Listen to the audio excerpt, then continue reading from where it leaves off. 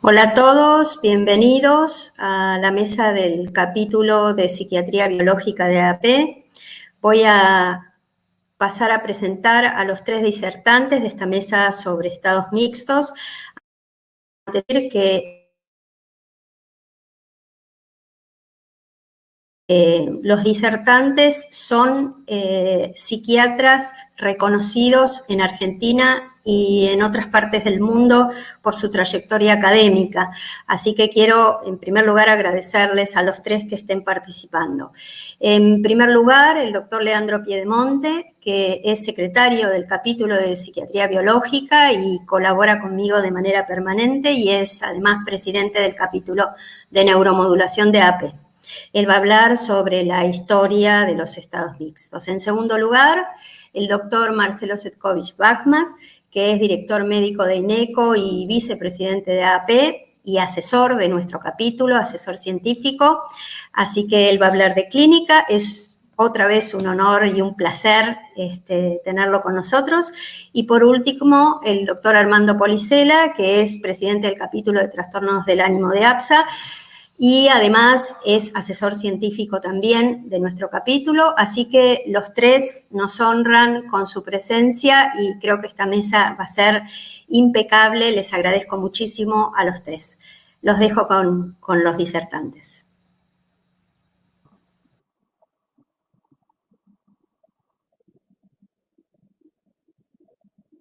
Bueno, ¿qué tal? Bienvenidos a todos. Gracias a la audiencia que se conectó para ver esta actividad del capítulo de Psiquiatría Biológica sobre estados mixtos. Gracias a Adriana, gracias a los doctores Cetkovich-Bachmann y Policella por compartir esta actividad, esta instancia. Yo simplemente voy a iniciar este encuentro haciendo una breve revisión de la historia del concepto de los estados mixtos. Las primeras descripciones de estos cuadros se dieron a fines de 1800, principios de 1900, y fueron productos del trabajo y los estudios de Kraepelin y su estudiante, su alumno Weygand, que en base a tres dominios, el ánimo, la velocidad del pensamiento, es decir, la ideación, y el nivel de actividad motora, y a sus fluctuaciones, describieron 6 subtipos de combinaciones que darían lugar a 6 estados mixtos característicos, además de la franca manía y la depresión pura. Esta clasificación contempla los estados mixtos más bien como un continuum y no aborda a ambas polaridades como estados anímicos diametralmente opuestos y permiten contemplar la intersección entre distintos estados de ánimo, ya sea en forma permanente o, en su defecto, en transición, cuando van quedando síntomas residuales del polo anterior a medida que el estado afectivo siguiente va emergiendo. En base a estas tres dimensiones, ellos plantean 6 subtipos de estados mixtos, que son la depresión excitada, la manía depresiva, la depresión con fuga de ideas, la manía improductiva, la manía estuporosa o estupor maníaco y la manía inhibida, además del episodio maníaco y el episodio depresivo. Bien, ¿qué pasa en relación al DSM teniendo en cuenta la clasificación original de Kraepelin y Weygand? Esta tabla lo que hace es correlacionar los subtipos de estados mixtos descritos originalmente por estos autores en relación a las sucesivas versiones de los DSM.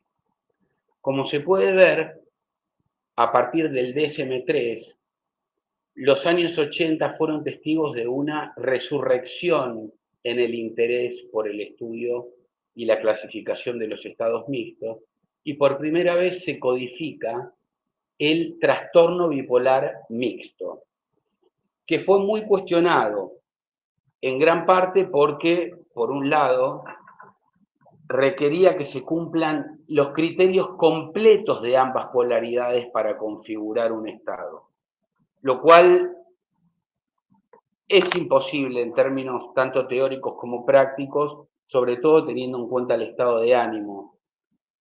Es muy difícil vislumbrar la posibilidad de que una persona esté eufórica y deprimida a la misma vez.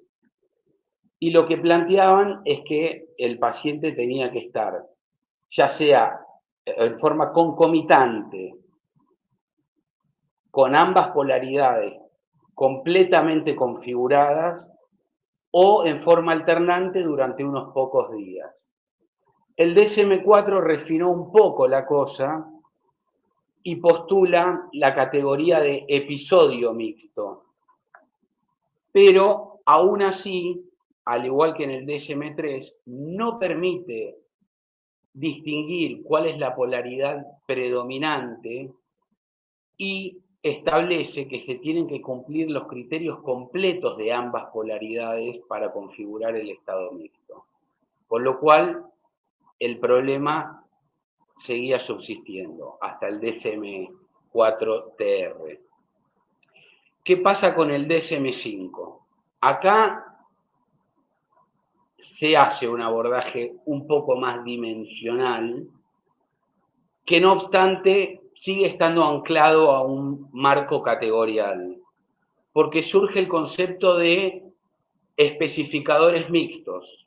El DSM-5 tiene la ventaja que permite mencionar cuál es el estado afectivo predominante, primario, es decir, depresivo con especificadores mixtos o maníaco con especificadores mixtos. Pero establece que tiene que haber 3 especificadores del polo opuesto para configurar un estado mixto, con lo cual hay un valor de corte, o sea, si es 2 o si es 1, no es mixto. Y esto no es un tema menor, porque tiene, digamos, implicancias en el diagnóstico, en el pronóstico y en el tratamiento. Bien.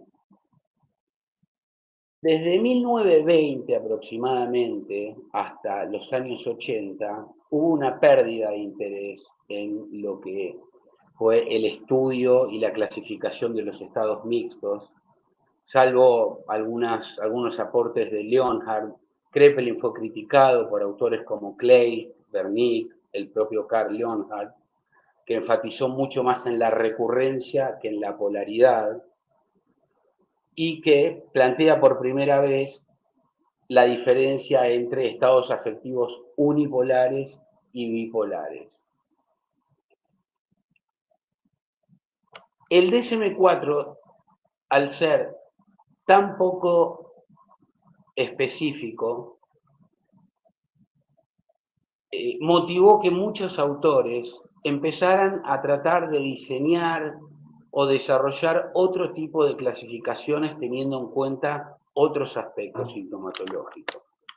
Por ejemplo, en 1997, Peruggi desarrolla el criterio de Pisa-San Diego, donde postula que para que se configure un estado mixto, tienen que presentarse síntomas maníacos y depresivos en 2 dominios de, por ejemplo, estado de ánimo, actividad motora, ideación, contenido del pensamiento y la percepción, la alteración de la percepción, no en términos sensoperceptivos, sino en la perspectiva de la realidad. Si hay más bien el típico sesgo fatálico propio de la depresión o el exagerado optimismo característico de la manía. Akiscal y colegas propusieron que la presencia de por lo menos 2 síntomas depresivos, no 3, ni la configuración completa del episodio depresivo durante un cuadro maníaco, definen una manía mixta. Y remarcan la relevancia de la irritabilidad. Koukopoulos plantea la depresión agitada, donde postula que, independientemente de que se configuren o se presenten síntomas del polo opuesto, síntomas de agitación psicomotriz en el contexto de una depresión, como son, por ejemplo, esos pacientes que están tristes, deprimidos, pero se frotan las manos, se rascan, se agarran de los pelos, tocan objetos, tienen algún exabrupto o se ponen vociferantes, configura per se un estado mixto. Otro aporte interesante, sutil pero crucial, es el de Benassi, que empieza a hablar de los estados mixtos en el contexto de una depresión, pero con síntomas hipomaníacos, no maníacos, cosa que el DSM no contemplaba. Hasta el momento, el DSM, hasta el DSM-4, metía todo dentro de la misma bolsa. Los episodios mixtos eran en el contexto de una manía y un trastorno bipolar tipo 1. Recién el DSM-5 plantea que los episodios mixtos, los estados mixtos, pueden configurarse dentro del contexto de un episodio depresivo mayor, de un trastorno bipolar 1, de un trastorno bipolar 2, tanto en hipomanía, en manía o en depresión. Bien, para tener en cuenta, la cuestión del ánimo, la cognición y la actividad no están contempladas de manera fidedigna, fehaciente y útil en los manuales estadísticos y diagnósticos. La cuestión de la cantidad de síntomas del polo opuesto no es un tema menor, porque, como mencioné recién, si bien le otorga un abordaje más dimensional que las versiones anteriores del DSM, sigue habiendo un valor de corte. Y esto cambia el diagnóstico, el pronóstico y el tratamiento. Con lo cual, si un paciente, en vez de tener 3 síntomas del polo opuesto, tiene 2, uno eventualmente puede cometer, entre comillas, errores, y estas confusiones pueden implicar que indique un tratamiento que en el largo plazo va a empeorar el pronóstico, incrementar la frecuencia de episodios, la gravedad y demás, o por el contrario, indicar otro tratamiento innecesario desde el punto de vista de la efectividad, que probablemente pueda condenar al paciente a un síndrome metabólico, sin necesidad alguna. Por eso no son temas menores la cantidad de síntomas del polo opuesto. Otra cuestión en relación a la clasificación. La exclusión de los síntomas comunes que estipula el DSM-5, de distractibilidad, irritabilidad y agitación psicomotora, con el argumento de que al ser comunes a ambas polaridades, no son específicos ni tienen valor diagnóstico. Muchos autores sugieren que estos síntomas no solo tienen valor diagnóstico, sino que serían cardinales y síntomas centrales de los estados mixtos. Que, por ejemplo, pacientes con una polaridad predominante y 1 o 2 síntomas del otro polo suelen tener con mayor prevalencia estos síntomas de distractibilidad, irritabilidad y agitación que aquellos que tienen un episodio o un estado afectivo puro. Lo mismo sucede con la ansiedad, que la excluyeron porque es común a un amplio espectro de trastornos. Sin embargo, estudios muy bien diseñados, con casuísticas importantes, sugieren que la ansiedad suele estar presente con mucho mayor prevalencia en casos donde se presentan síntomas de ambas polaridades que en casos puros. Por ejemplo, es muy común en la manía mixta, mucho más que en la manía pura. Los síntomas neurovegetativos, como el aumento de apetito, la disminución de apetito, el insomnio, la hipersomnia, también fueron excluidos. Y muchos autores sugieren que son síntomas que pueden realmente orientar al diagnóstico, al pronóstico y ayudar a definir la conducta a seguir. Las manifestaciones de los estados mixtos. Por ejemplo, estos síntomas de distractibilidad, irritabilidad, agitación psicomotora no solamente pueden orientarnos a que el episodio afectivo es mixto, sino que pueden orientarnos a cuál es la polaridad predominante. La agitación psicomotriz, es mucho más común en la manía, mientras que la distractibilidad y la irritabilidad es mucho más común en la manía, mientras que la agitación es mucho más común en la depresión no melancólica. Después la cuestión de fase versus estado, lo que planteábamos al principio, la concomitancia de síntomas de polaridades opuestas en forma permanente, sostenida en el tiempo, o la transición que se da de una polaridad a otra cuando quedan síntomas residuales del estado anímico anterior, y si esto es espontáneo o si es motivado por antidepresivos. Otro tema importantísimo, más allá de los episodios contemplados como compartimentos estancos, es la labilidad afectiva interepisódica y los síntomas subsindromáticos. Tener en cuenta también los conceptos de polaridad versus recurrencia.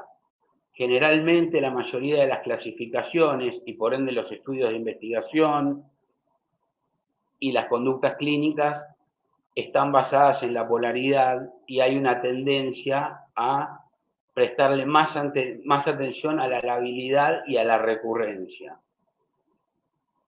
Si el episodio es transitorio o es sostenido.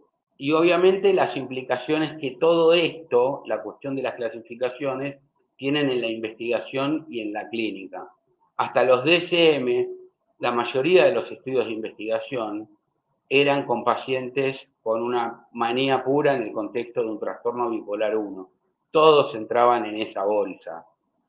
Cuando se va refinando la cosa y se utilizan criterios más laxos, menos estrictos, se empieza a disecar, digamos, la configuración de estados y empiezan a aparecer subtipos de presentaciones. Con lo cual, los estudios de investigación se tienen que actualizar. No es lo mismo estudiar un estudio de profilaxis para un amplio espectro de estados distintos, contemplados como si fueran el mismo diagnóstico, que subtipificarlos. Y obviamente en la clínica, lo que dijimos recién, o sea, si nos arraigamos en forma muy estricta a un valor de corte o a una cuestión categorial que implica que por ahí a un paciente, por una cuestión de nomenclatura y de codificación, lo diagnosticamos como no mixto y tenga algún componente de activación, en el caso que sea depresivo, la indicación de un antidepresivo tal vez no sería la conducta más atinada ni más prudente en el largo plazo. Y en el caso opuesto, si uno infiere que podría haber un componente mixto cuando no lo hay, eventualmente por exceso de prudencia tomaría otra conducta terapéutica que sería innecesaria desde el punto de vista de la eficacia, a un costo de morbilidad y de tolerancia y de efectos adversos probablemente inaceptable en el largo plazo. Bueno, muchas gracias.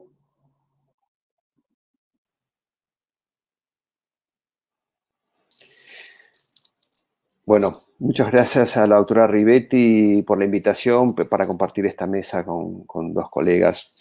El doctor Piedimonti es una muy buena introducción histórica al tema de los estados mixtos y él hizo referencia a la ansiedad, que es una dimensión psicopatológica que con un criterio totalmente arbitrario el Manual Diagnóstico y Estadístico sacó de los criterios diagnósticos de los trastornos del ánimo, cuando en la revisión que hizo ya Kenneth Kendler hace un par de años sobre la historia de la melancolía, la ansiedad siempre fue un síntoma constitutivo. Este es el repaso histórico que hizo el doctor Piedimonte, no hace falta que nos detengamos. Sí es importante señalar la precocidad con la cual los trastornos mixtos fueron detectados por Wilhelm Weigand, el discípulo de Kraepelin, en un tratado que describió con mucha precisión. Y también el doctor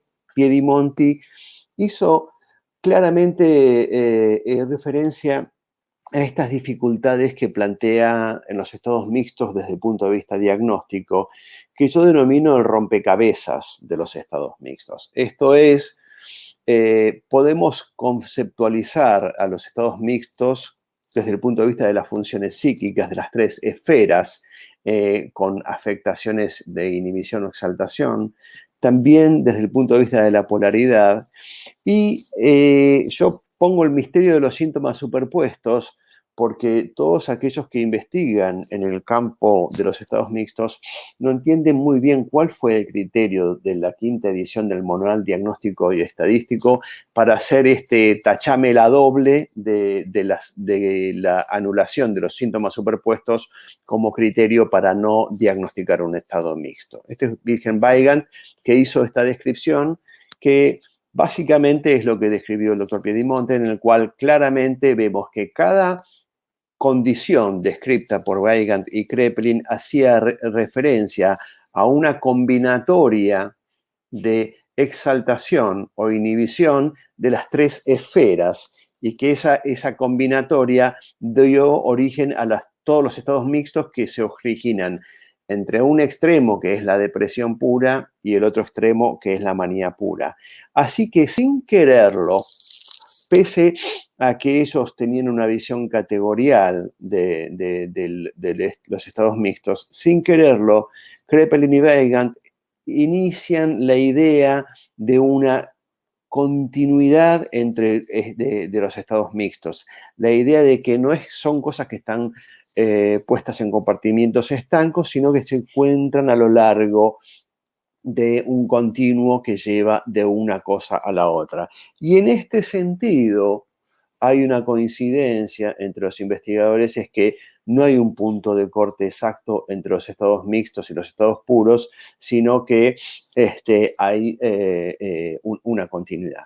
En este sentido, siempre es bueno mencionar lo que Leonard señala cuando habla de la enfermedad maníaco-depresiva, y dice que las formas puras monopolares son excepcionales y se ven solamente en las formas monopolares. Y él dice que lo que define a la enfermedad maníaco-depresiva es la mixturación.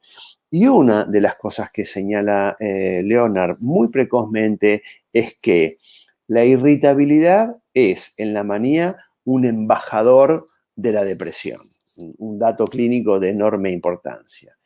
Algo que influyó mucho para que los estados mixtos entraran en un cono de sombra tuvo que ver con esta idea de Schneider, que de alguna forma corta la idea de que existía una enfermedad maníaco-depresiva, ¿sí? Y que de que no existían los estados depresivos mixtos y que lo que señalaban los estados mixtos eran en realidad cambios en el humor o directamente switch. Y ponía en duda si estos estados pertenecían al mundo ciclotímico, como definían a la enfermedad maníaco-depresiva en todo su esplendor. ¿Sí? Entonces es ahí donde Athanasios Kokopoulos se convierte en un pionero del estudio de los estados mixtos. Y él señala tres formas clínicas depresivas de estados mixtos. La depresión agitada psicótica, caracterizada por un humor depresivo con inquietud y ansiedad, con ideas delirantes de culpa y persecución, e ideas hipocondríacas e incluso suicidios. La depresión agitada no psicótica, en la cual la ansiedad y la inquietud dominan el cuadro con los famosos pensamientos agolpados, un concepto de Kokopoulos muy importante que permite con mucha frecuencia hacer el diagnóstico diferencial. Y finalmente la depresión ansiosa excitada, que es un cuadro caracterizado por una agitación interna no visible, con una fluencia y normalidad motora y con un dolor psíquico persistente e incapacitante, con una sensación subjetiva de pensamiento acelerado. ¿Sí? La depresión agitada para Kokopoulos se caracteriza fundamentalmente por un humor disfórico, la labilidad emocional, la agitación psíquica o motora, la logorrea con pensamientos acelerados o agolpados, como mencionaba Cocopoulos, las rumiaciones, ¿sí? Insomnio de conciliación o intermedio, y en este contexto los intentos de suicidio impulsivos no son raros, asimismo como las explosiones verbales. La depresión mixta sin agitación psicomotriz, Cocopoulos estableció una serie de criterios diagnósticos, en los cuales, junto con un episodio depresivo mayor, presentan por lo menos 3 de los siguientes síntomas: agitación, pensamientos acelerados o agolpados, que son vividos con mucha frecuencia con una sensación penosa por parte del paciente. Ese paciente que dice: no me puedo dormir porque no me para la cabeza. Irritabilidad o ira no provocada, falta de retardo psicomotriz, verborragia, ¿sí? Descripción dramática del sufrimiento, la habilidad y marcada reactividad e insomnio temprano. La reactividad afectiva es otro indicador de mixturación y es otro indicador característico de los cuadros del espectro bipolar, que debe diferenciarse de la tenacidad afectiva de los trastornos afectivos unipolares, ¿sí? Y el diagnóstico diferencial, este es un dato muy importante que yo recojo de un paper de Cocopoulos, porque es de una utilidad clínica enorme, que es cómo diagnosticamos los trastornos del curso del pensamiento. El pensamiento acelerado o agolpado no se expresa en forma verbal y los pacientes son atormentados por ellos y son más propios de la depresión agitadas. Esto debe diferenciarse de la fuga de ideas, que se expresa verbalmente en forma de la presión de la palabra, el famoso Rededrang de los alemanes, ¿sí? Y los pensamientos avanzan en forma rápida. Y esto debe ser diferenciado también de la rumiación depresiva, que son, ahí lo esencial son pocos pocos pensamientos que cargan la ansiedad, ¿sí? Y hay una relación inversa entre la agitación psicomotriz y el pensamiento agolpado, ¿sí? Entonces, Cocopoulos dice que la eliminación en el DSM-5 de la depresión con rasgos mixtos es como el adiós a la depresión. Y esto es lo que él dice, que la agitación psicomotriz se degrada como irrelevante y deja de tener el rol fundamental y central de la agitación en el diagnóstico de los estados mixtos, ¿sí? Entonces aparece el misterio, él se anticipa, dice: ¿por qué se eliminan los síntomas superpuestos? Hay muy poca evidencia que avale el criterio de eliminar los síntomas superpuestos de agitación, irritabilidad y la habilidad afectiva. Y en este contexto se reducen los estados mixtos a una combinación de síntomas maníacos y depresivos, cuadro extremadamente raro, como veíamos en la exposición anterior. Entonces aparece de la mano de Jules Angst los especificadores de mixturación del DSM-5 contrapuestos con los criterios del estudio Bridge Mix, que amplía los criterios de los estados mixtos, ¿sí? Y permite que podamos detectar más cuadros. Vemos aquí marcados con un asterisco los síntomas superpuestos, ¿sí? Y marcados con el signo numeral los síntomas bridge. Vemos que hay otros síntomas que son característicos de los estados mixtos. Si nosotros, ¿qué es lo que dice el grupo europeo? Que los rasgos mixtos en depresión mayor, si tomamos en sentido estricto los criterios del DSM-5, solamente un 7.5% de los pacientes van a cumplir criterios diagnósticos de estados mixtos.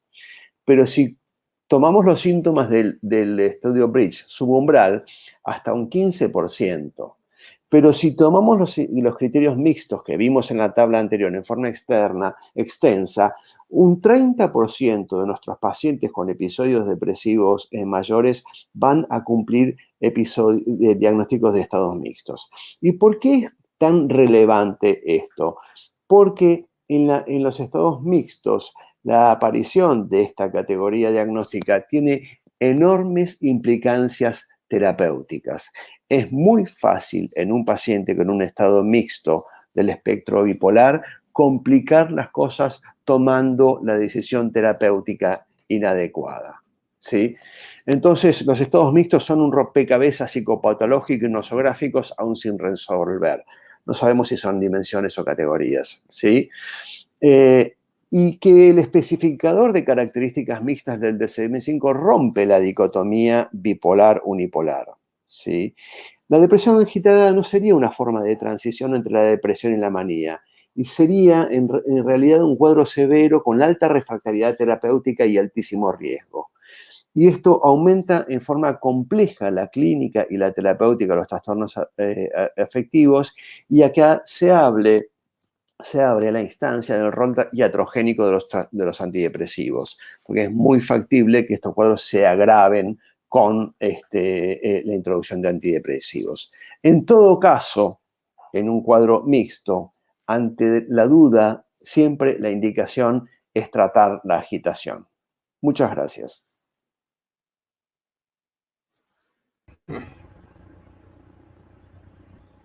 Hola a todos.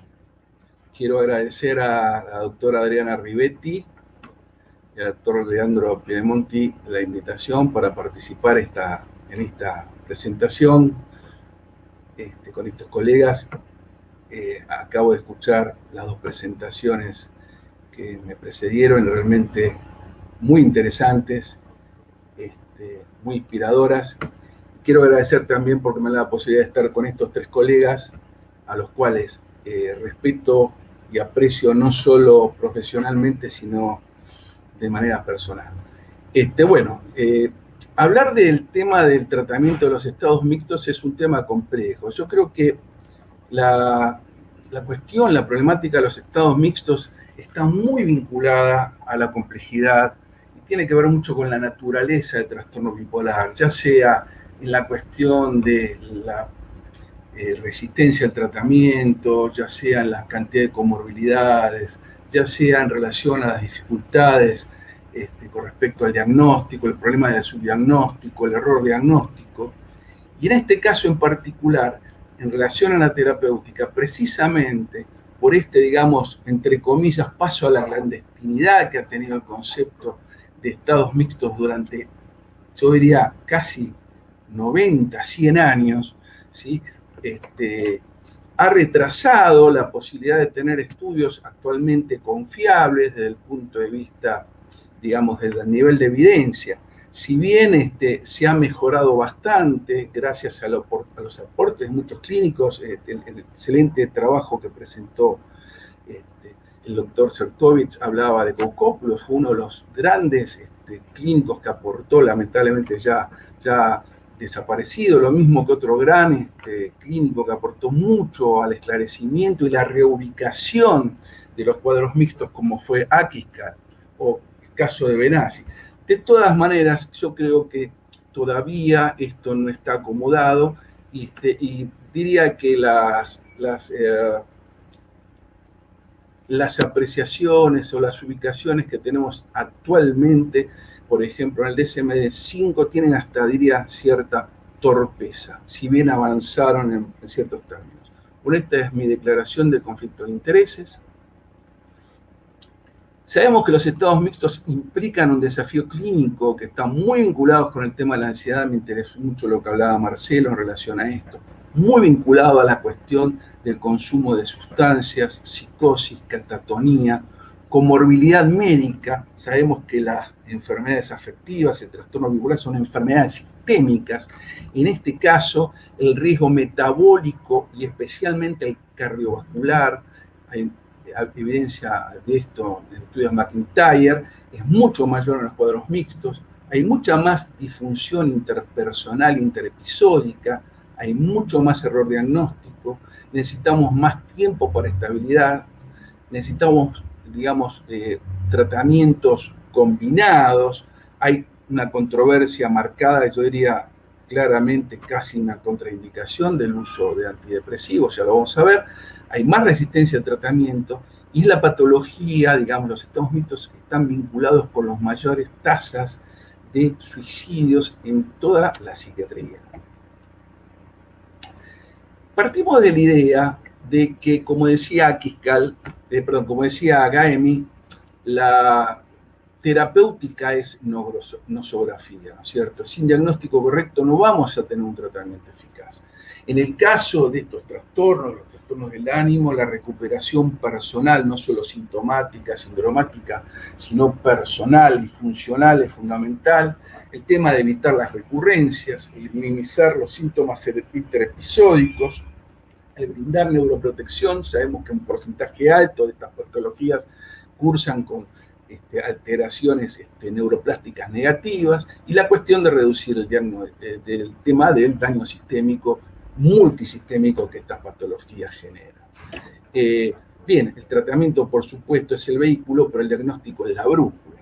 Y el tema es cómo estamos diagnosticando. Y bueno, Marcelo habló junto con Leandro, hablaron claramente de la dificultad de este rompecabezas que son los trastornos del ánimo, de este rompecabezas que son en particular los trastornos mixtos por su complejidad. El tema es cómo vemos los episodios afectivos. Una cosa muy importante que quiero recalcar, que mencionaron ambos colegas, es que los trastornos del ánimo no son, paradójicamente, entre comillas, solo trastornos del ánimo, sino que implican la esfera afectiva, la esfera intelectual, la esfera de la actividad, pero también una dimensión a la cual, por ejemplo, los españoles le dan mucha importancia, por ejemplo, Alonso Fernández, que es la ritmopatía, el tema de la neuroprogresión, y otra cuestión que no podemos olvidar y dejar de tener en cuenta, que es el tema del daño sistémico. Nuestros pacientes tienen mayor riesgo cardiovascular, metabólico, inmunológico, etc. Entonces, el poder detectar estas diferentes esferas, estos diferentes dominios, dimensiones, y a su vez cada uno de los subdominios, ¿sí? Como por ejemplo la anedonia, la apatía, la ansiedad, la disforia, la irritabilidad, un tema de la irritabilidad, voy a ver si lo puedo tocar un poquito, lo mismo que los otros subdominios en las otras áreas o esferas, son importantísimas a la hora de diseñar el tratamiento. Y en este sentido, uno podría pensar, ¿tenemos claro cuál es la naturaleza del trastorno bipolar? El trastorno bipolar es básicamente un trastorno afectivo donde se cursan cambios de fase. Parecería que eso no es la cuestión central, sino que la cuestión central, en parte derivada del pensamiento de muchos autores, tiene que ver, por un lado, por la cuestión de la imposibilidad recurrente, de alguna manera esto lo decía Leonard, de mantener la estabilidad del ánimo, ¿sí? De mantener, entre comillas, ese concepto que utilizamos, Leutimio, que es independiente de la cuestión de la polaridad. Bueno, Marcelo mencionaba el caso de Leonard. Leonard hablaba de las manías puras, de las depresiones puras y las diferencias que podrían existir con el trastorno bipolar. Y justamente, precisamente, la otra cuestión que tiene que ver con el tema de la naturaleza, para mí central, del trastorno bipolar, que tiene que ver con esta cuestión de la desincronización interna afectiva, es decir, la falta de coherencia interna entre estos tres dominios o estas tres dimensiones que van a dar las diferentes formas de síntomas o de cuadros mixtos. Recordemos, bueno, por ejemplo, Kraepelin describió 6, pero por ejemplo, Wilhelm Weidmann había descrito 13, ¿no? Como muy bien decía Marcelo, de manera increíblemente y sutilmente detallada. Entonces, estabilidad, o falta de estabilidad, de sincronización, dos características muy importantes de los trastornos del estado de ánimo, especialmente el trastorno bipolar. Normalmente nosotros vemos casi los trastornos afectivos tradicionalmente como monocromáticos, perdón, ¿sí? Y en realidad vemos, digamos, una curva del ánimo que va así como, pero en realidad tenemos que empezar a poder detectar estos dominios y estos subdominios y vamos a ver que en realidad los cuadros se nos presentan de esta manera, ¿sí? Aquello que parecía, por ejemplo, una depresión monopolar con cierto grado de ansiedad, en realidad es un cuadro mixto, como vemos, por ejemplo, en esta primera fase de la depresión de este caso. Entonces, podríamos pensar el abordaje en general del trastorno bipolar, de los trastornos afectivos, Y ahora en particular de los estados mixtos desde esta perspectiva.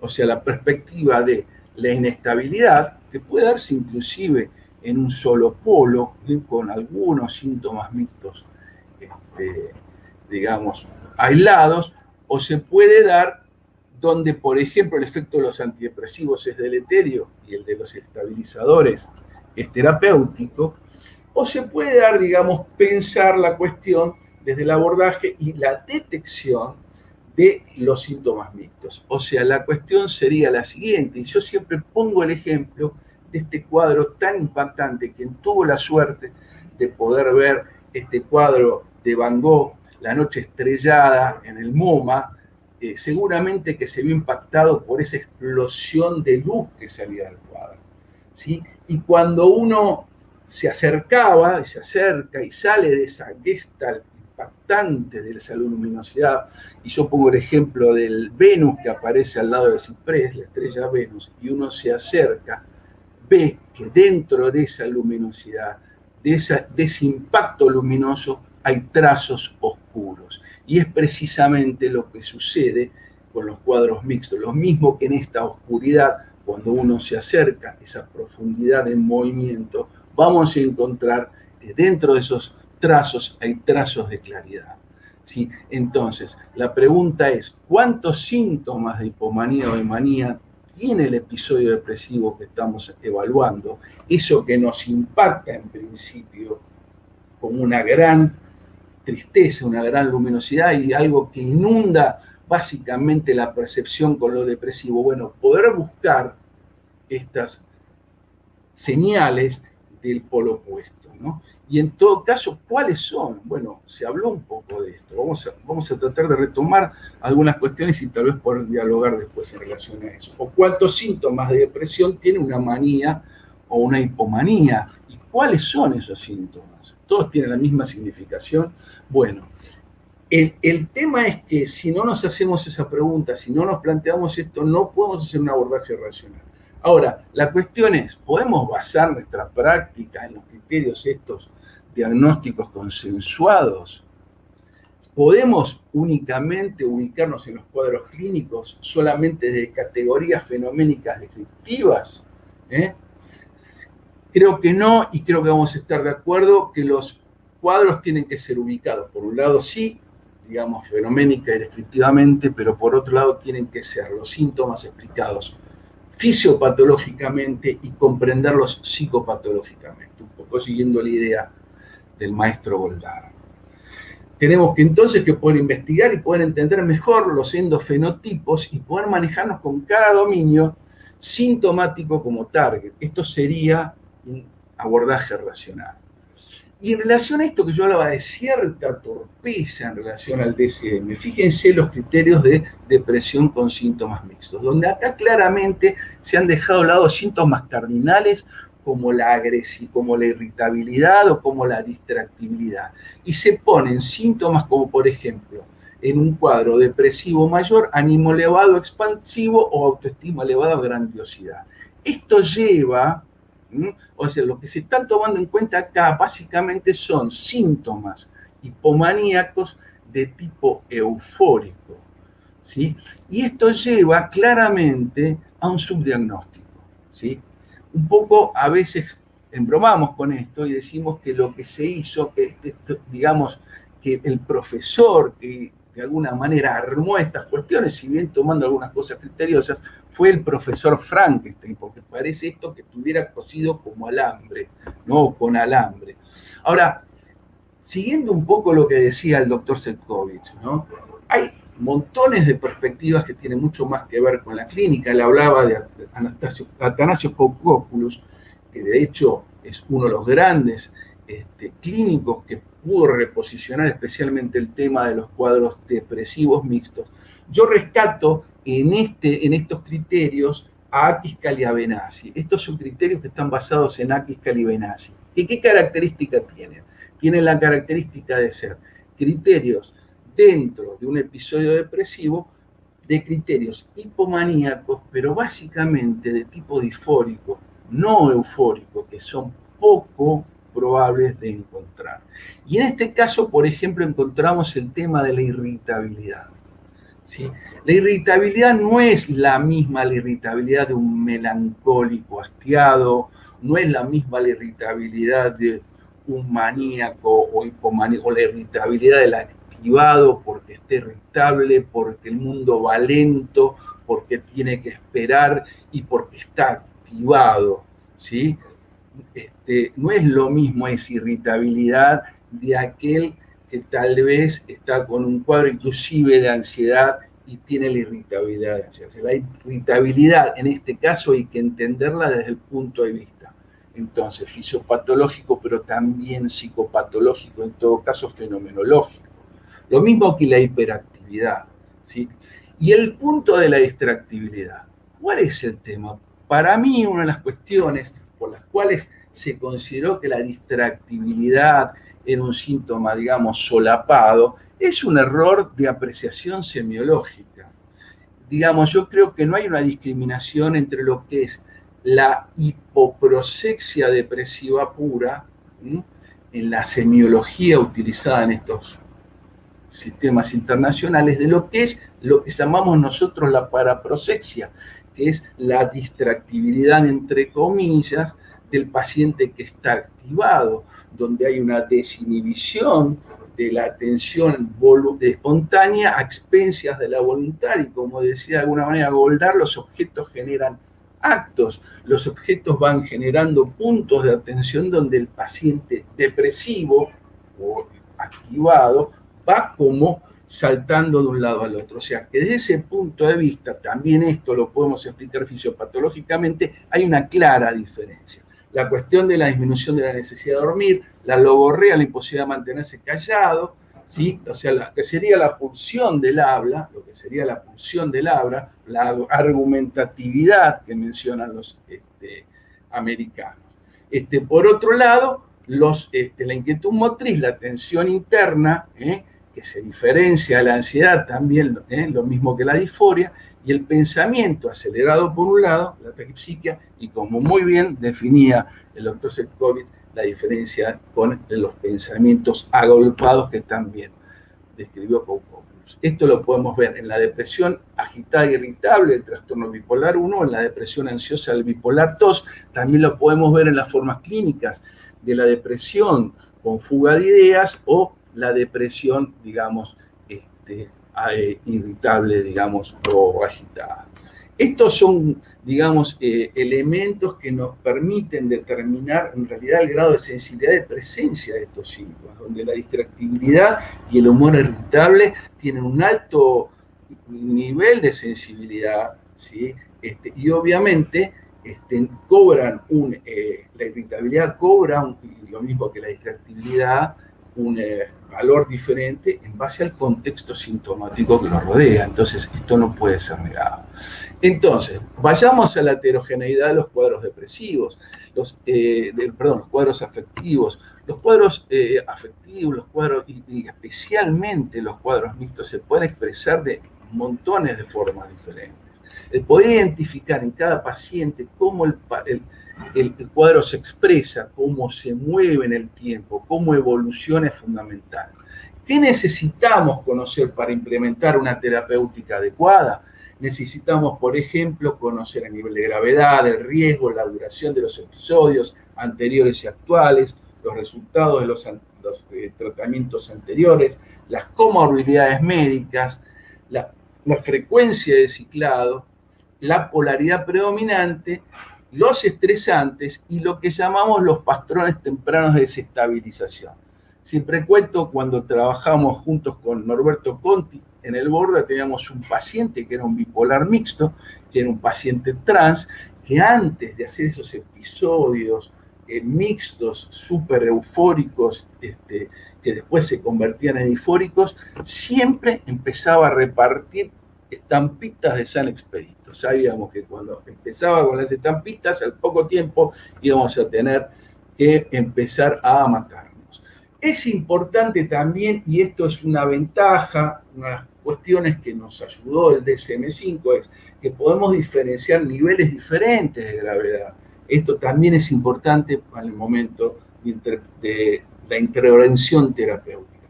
Vamos a tener episodios depresivos más ambulatorios, ¿sí?, donde la gravedad es menor, no hay síntomas psicóticos, no hay riesgo importante, no hay conductas suicidas importantes, pero sí hay mucha disforia y donde en general los motivos de consulta son conflictos interpersonales, y nos vamos a ir hacia el otro polo, donde la problemática es más vinculada al riesgo, a los síntomas psicóticos, a las conductas, digamos, de suicidio, las conductas, digamos, heteroagresivas también. Bien. Esto, digamos, puede determinar, por supuesto, errores diagnósticos. Dentro de los más frecuentes, la psicosis. Quiero recalcar la importancia de poder diagnosticar como diagnóstico diferencial en las pseudodemencias a los cuadros mixtos de la tercera edad. Y la otra cuestión, cuadros mixtos melancólicos, agitados, psicóticos en jóvenes, que muchas veces son confundidos con esquizofrenia.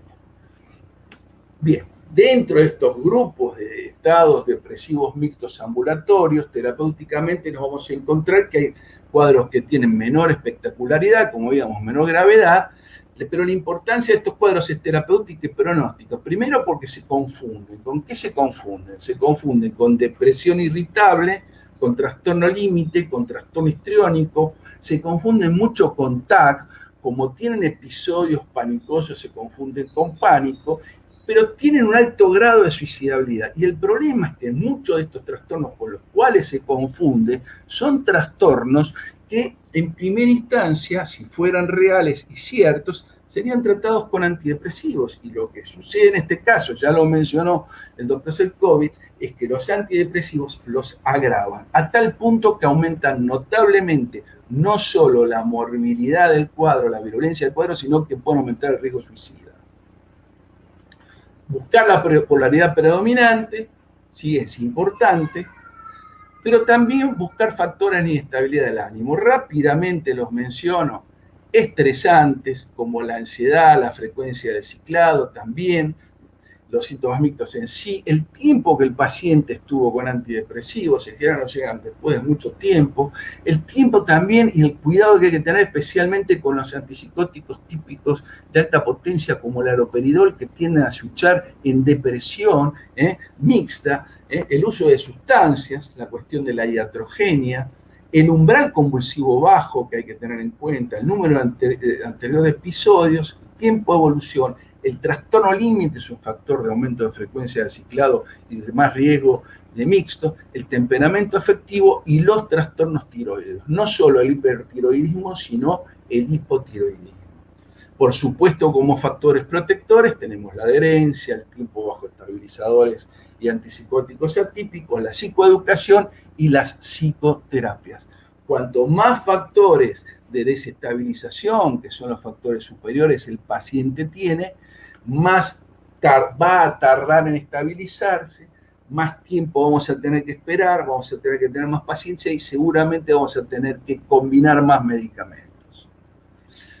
¿Cómo registrar las características de esa singularidad? Bueno, nosotros, por ejemplo, en FUBIPA usamos lo que se llama el Life Chart o el Mood Chart, que fue creado por Bob Post y Leverich, Gabriel Leverich, en la década del 80, que nos permite poder registrar todas estas cuestiones, ¿sí? Nosotros hicimos una variación de eso. El Life Chart permite, por un lado, evaluar la evolución de la enfermedad, detectar el ciclado rápido, detectar síntomas, la autoevaluación, evaluar los resultados de las intervenciones, medir las dimensiones separadamente, ¿sí? Entonces, vamos al tratamiento. Decíamos que hay diferentes etapas y algunas cuestiones de Guymy. El principal error, Guymy decía esto, yo creo que todavía tiene gran contundencia, si bien lo decía en el 2006. El principal error es enfocar el tratamiento a corto plazo. El tratamiento del trastorno bipolar está basado en dos reglas principales: en el inevitable uso de estabilizadores, el infrecuente uso de antidepresivos, que en este caso sería iatrogénico. La resistencia al tratamiento es en general por error diagnóstico y por no usar el tratamiento estabilizador en dosis adecuadas por más de 2 ciclos naturales. Y el principal objetivo es la prevención a largo plazo de las recurrencias. Los antipsicóticos atípicos, él dice, es un tema para charlarlo, son tratamientos importantes adjuntivos. Los antidepresivos, en este caso, no deberían ser usados. Entonces, para el tratamiento, establecer blancos terapéuticos, usar drogas con las que estemos familiarizados, como muy bien dijo el doctor Sefcovic, apuntar a la agitación, buscar rapidez de acción sobre la ansiedad, la agitación, los síntomas psicóticos, eso es fundamental. Abordar con los factores desestabilizantes, los antidepresivos, si están presentes, deben ser retirados lentamente. Y evaluar siempre el riesgo de suicidio, tanto en las manías como en las depresiones. Esto es fundamental. Recordemos que los cuadros mixtos son los que tienen más alto índice de suicidabilidad. Fíjense, la combinación cuadros depresivos mixtos y cuadros mixtos determinan un aumento de riesgo de suicidabilidad de 37 veces. Recordemos que el trastorno bipolar es el que más alto grado de letalidad tiene. Es muy importante tener en cuenta que muchos de los factores que están, digamos, presentes en el tema de la riesgo suicida son factores que también forman parte de los cuadros mixtos, ¿sí? Como pueden ser la dimensión depresiva, la dimensión psicótica, donde puede haber alucinaciones de comando, y también la dimensión de la activación, donde es muy importante el incremento de riesgo que genera irritabilidad, los síntomas panicosos, la ansiedad severa y persistente, la agitación y la impulsividad. Recordar, en primera instancia, que el litio que tiene más clara eficacia a largo plazo, pero en estos síntomas a nivel agudo podemos actuar con otro tipo de moléculas, como por ejemplo los antipsicóticos atípicos o otros estabilizadores que van a ayudarnos más rápidamente a resolver el riesgo. La mayoría de la evidencia, lamentablemente, se basa en estudios post-hoc y en DSM-4. Para ir cerrando, este es el último resumen que pude encontrar, que lo ha hecho Yatam, donde dice, dentro de la limitada información hay datos positivos preliminares en relación al tratamiento de manía con síntomas mixtos, olanzapina, aripiprazol, cariprazina, risperidona, ziprasidona y divalproato. En relación a la depresión aguda con síntomas mixtos, lurasidona, cariprazina, olanzapina y ziprasidona. Eficacia a largo plazo para la prevención, hay evidencia de olanzapina y divalproato. Este es el cuadro donde se basa. Fíjense que, por ejemplo, extrañamente, quetiapina, que es una molécula que usamos mucho, tiene estudios en manía con síntomas mixtos, pero no tiene estudios en depresión con síntomas mixtos que sean concluyentes. Sí tenemos, por ejemplo, estudios con cariprazina en manía y en depresión mixta, como vamos a ver adelante. Una cuestión interesante es conocer lo que se llama el índice de polaridad de los fármacos, que nos da una relación del efecto que tiene en cuanto a la eficacia de síntomas depresivos y en relación a la eficacia de síntomas sobre síntomas maníacos. No nos vamos a detener en esto, pero poder conocer el índice de polaridad, por ejemplo, en el caso de por ejemplo, olanzapina, por ejemplo, tenemos acá un NNT para manía de 4.7 y un NNT, o sea, un número necesario para tratar de 14 en depresión. Vamos entonces rápidamente a mencionar algunas drogas antes de terminar. El litio siempre se discutió que tiene poca eficacia, ¿sí?, en los síntomas mixtos. Pero hay algunos estudios que hablan a favor y que lo que refieren es que la diferencia con relación al valproato en relación a los cuadros mixtos, teniendo en cuenta el diagnóstico según DSM-4, desaparece esa diferencia de eficacia cuando el litio se titula rápidamente y en las dosis más altas, ¿sí? Y que un alto porcentaje de síntomas de depresión en los cuadros mixtos predice una menor respuesta al litio, ¿sí? Hay una remisión mucho más rápida cuando se asocia a carbamazepina y disminuye el riesgo de recaídas en episodios mixtos y episodios maníacos comparado con la motrigina. Contra valproato, Friedman o Swan hablan de que el valproato es más eficaz, pero yo creo que en realidad acá lo que se pone en juego es la dosis que se está usando.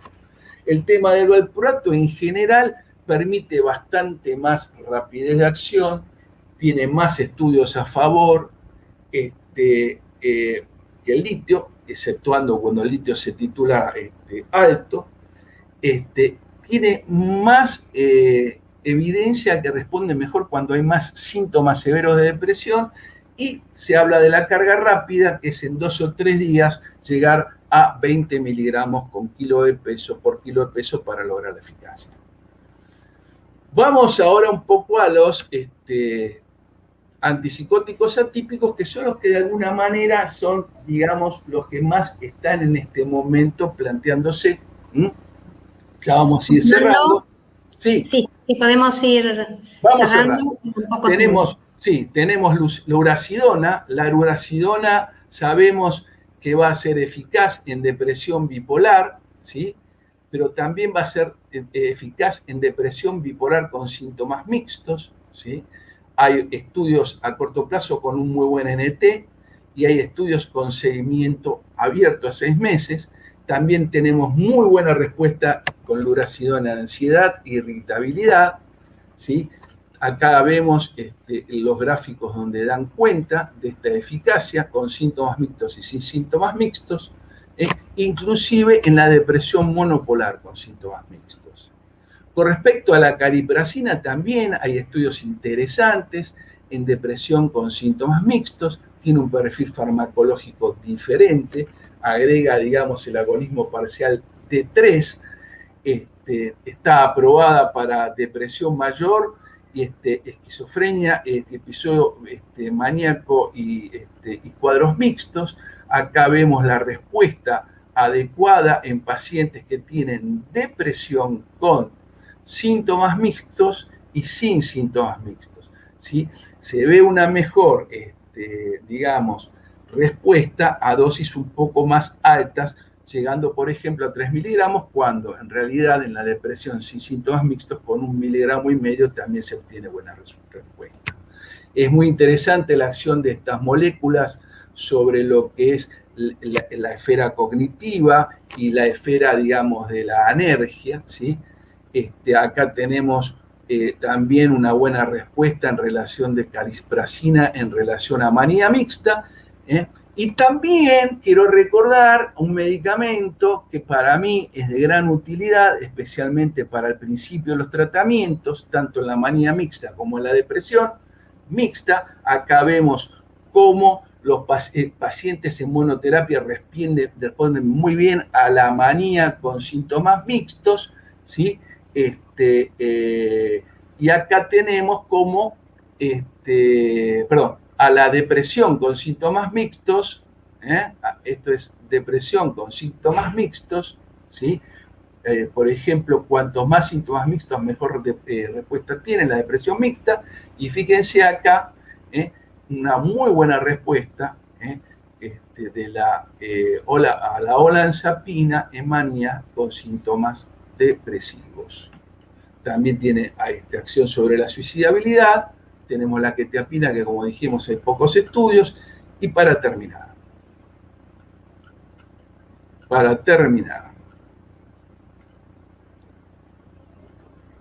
luego de 120 años, los estados mixtos continúan siendo un desafío en cuanto a la psicopatología, fisiopatología, adecuada ubicación y definición nosográfica y, por supuesto, abordaje terapéutico. Constituyen formas más graves, con más números de episodios, inicio más temprano, peor pronóstico, alta comorbilidad. Es necesario estudios diseñados más claramente, tomando más claramente en cuenta el DSM-5, si bien tiene ciertas fallas, como vimos. La implementación de la dimensionalidad es fundamental en relación a los dominios, y por ahora parecería que los antipsicóticos atípicos parecen jugar un rol fundamental en el tratamiento de estos episodios. Bueno, muchas gracias.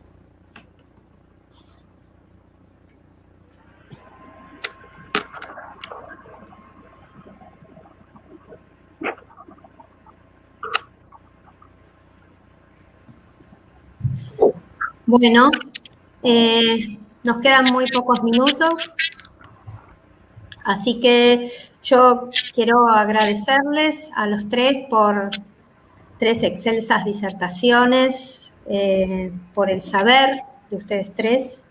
Yo solo quiero hacer mención a un par de conceptos que me parecieron interesantes para que queden de esta mesa.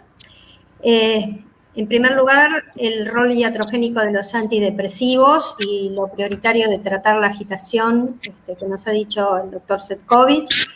Y, por último, la importancia que quede a todos aquellos que van a escucharnos o que están escuchándonos del diagnóstico, porque no hay tratamiento eficaz sin un diagnóstico correcto. Siempre es el principal error, digamos, evadir o no llegar al diagnóstico correcto, y creo que esto hemos aprendido hoy de manera concienzuda. Otra de las cosas que me parece importante destacar es que no debemos enfocar el tratamiento a corto plazo y prevenir las recurrencias. Siempre le digo a mis pacientes que cuando hacemos el diagnóstico, que tengo una buena noticia, que es que con el tratamiento adecuado y con el tratamiento a largo plazo van a tener una excelente calidad de vida. Bueno, los dejo a ustedes.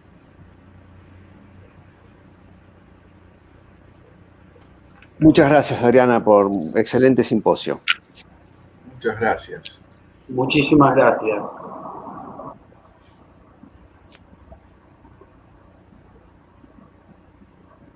Bueno, damos por terminado este simposio. Gracias a ustedes. Por favor,